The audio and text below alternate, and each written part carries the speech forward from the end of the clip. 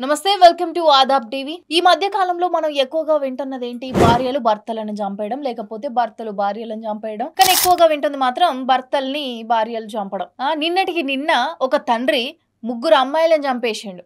ఆయన కూడా ఆత్మహత్య చేసుకున్నాడు. మరి బతికిండో లేదో తెలియదు. కానీ ఈ రోజు ఏం జరిగిందంటే కరీంనగర్ జిల్లాలో 27 ఏళ్ల శ్యామ అనే ఒక అమ్మాయి రాజన్న సిరిసిల్ల జిల్లా బోయినపల్లి మండలానికి చెందిన ధర్మతేజ్ ను లవ్ చేసి మరి 2020లో పెళ్లి చేసుకుంది. తర్వాత వారిద్దరు కూడా అక్కడే ఉంటున్నారు. అయితే వీరికి ఒక బాబు కూడా ఉన్నాడు. నువ్వు నన్ను నమ్మినందుకు నేను ఎవ్వరితోనూ మాట్లాడలేదు.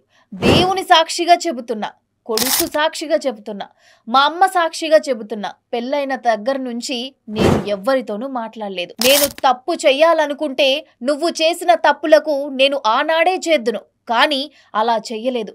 నా కొడుకు జాగ్రత్త, నీ వేధింపులతో పిచ్చి పడుతుంది.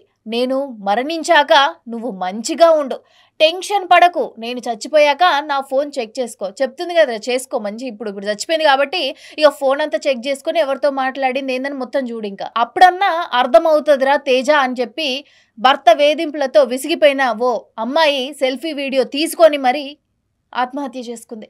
ఆమె మరణానికి ముందు తీసుకున్న సెల్ఫీ వీడియో అందరినీ కంటతడి పెట్టిస్తుందనే చెప్పాలి.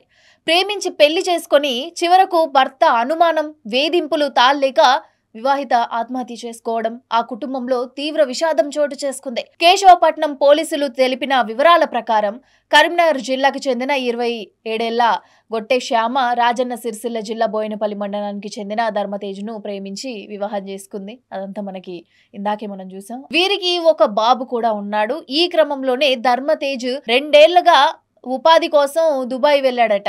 అయితే అప్పటి నుంచి శ్యామ్ కొడుకుతో కలిసి అక్కడే ఉంటుంది. అంత బాగానే ఉందనుకున్న క్రమంలో కొంతకాలంగా ధర్మతేజ్ కు శ్యామపై అనుమానం మొదలైంది.